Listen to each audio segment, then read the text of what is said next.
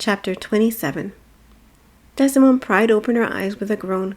Her head felt as if someone had planted rows upon rows of cotton in her skull. Rubbing her head, she pulled herself onto her knees. "Maria, what happened? I must have hit my head somehow. Maria, where are you?" She looked around and froze. She wasn't lying in her canopy bed, tucked in her bedchambers with the open windows and tapestries on the wall. She was lying on a mattress of feathers, resting on a slab of rock, housed in a cave with a wall towering to her right. A wall made of pure gold. Dragon's gold. This can't be happening. Desimone slipped off the slab and stepped onto the cave floor. This cannot be happening. Maybe I can sneak away. The dragon peeks around the golden wall. "Finally, you're..." Desimone gave the loudest screech she could, partly to drown out the speech-like roaring, and partly because she felt she would wet herself if she didn't.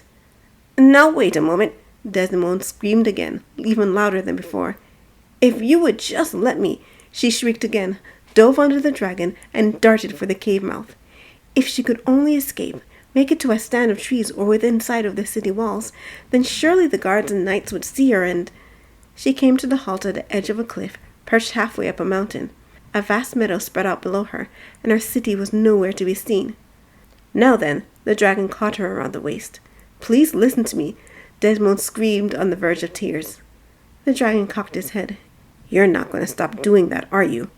it said in his strange roar. He glanced around until its eyes alighted on something.